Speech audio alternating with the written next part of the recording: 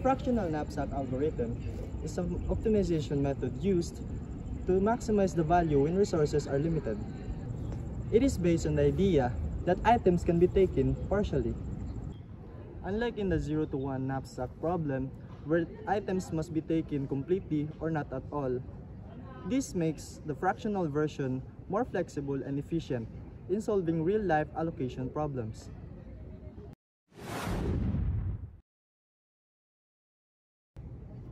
Choose one item so that the total value is high as possible without exceeding the weight of the limit. However, what makes it special is the ability to take fraction of an item. For example, if an item is too heavy, you can take a part as long as it's the remaining capacity. So, how the algorithm works? The fractional knapsack algorithm uses a greedy approach, which means it selects the best choice at every step. So, it follows these steps. So, first, compute the value to weight ratio of each item. So, like a value divide to weight, and sort the item based on the ratio from the highest to lowest, and select the item starting from the highest ratio, taking much as possible. And if the remaining capacity cannot hold the full item, take the fractional of it. Continue until the knapsack is full. And this allows the algorithm to generate the optimal solution using a greedy strategy. So this ensures that every unit of weight contributes the maximum possible of the value. Example, a student has 100 to spend study snack. Each snack has cost and nutritional value. The goal is to maximize nutrition value while staying within budget. So first, snacks. Snack has banana, yogurt, and chocolate. And the cost is 20, 50, and 40. And the nutritional value is 60, 30, and 60. And the ratio is 3, 2.5, and 1.6. Using fractional knapsack, first, buy banana the highest ratio, then yogurt if money is left. Buy a fraction of the chocolate bar. This ensures the students gets the maximum national value possible with a limited budget. Let's break down the code to fully understand how this algorithm works. This class represents each snack item. It stores the name, cost, and nutrition value. The constructor automatically calculates the value to cost ratio. This ratio is crucial for our greedy algorithm. Next is the main algorithm, sorting. We sort all items by their ratio in descending order.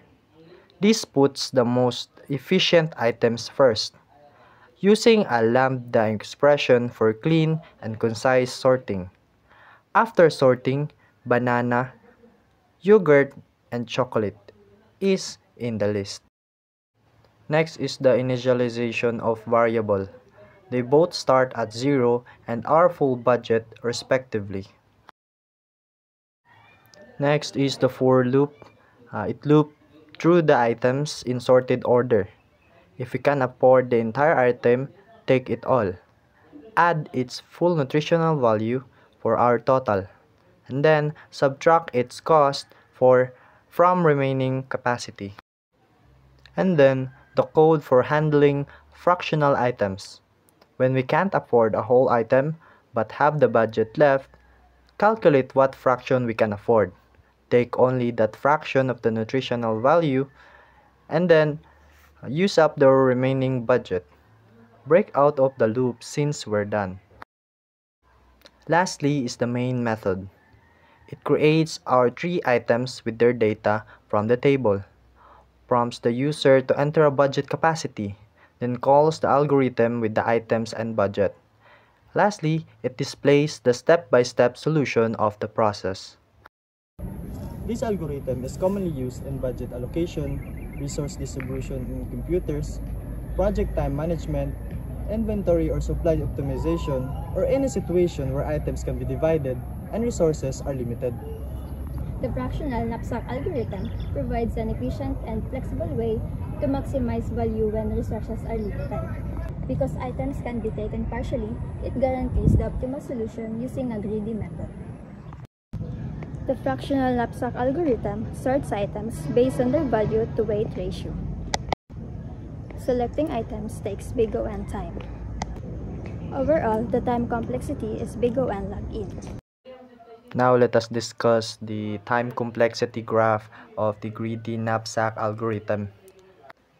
The x represents the number of items, the y-axis represents the time complexity, the blue solid line is the actual O (n) log n complexity. The green dashed line is the upper bound or the worst case. The red dotted line represents the best case. So, let's compare the test cases that we have done. In the upper bound, the green dashed line represents the worst case scenario.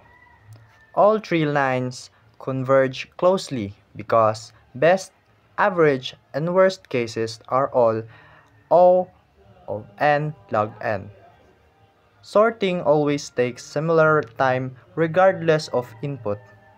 The selection phase is always linear. The lower bound or the red dotted line represents the best case scenario. Still O of n log n because we must always sort. Even if items are pre-sorted, our algorithm doesn't check and sorts anyway. To conclude, the O of n log n complexity of fractional knapsack algorithm is highly efficient for optimizing problems.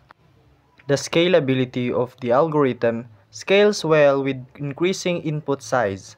Even with 100 items, it requires only about 664 operations, far better than exceptional or quadratic alternatives. Practical application includes real-time decision-making, large-scale resource allocation, interactive application, and budget optimization systems. To sum up, the fractional knapsack algorithm demonstrates that smart algorithmic choices like sorting by ratio can transform a potentially complex problem into an efficient and trackable solution. The O of n log n time complexity represents an excellent balance between speed, optimality, and simplicity.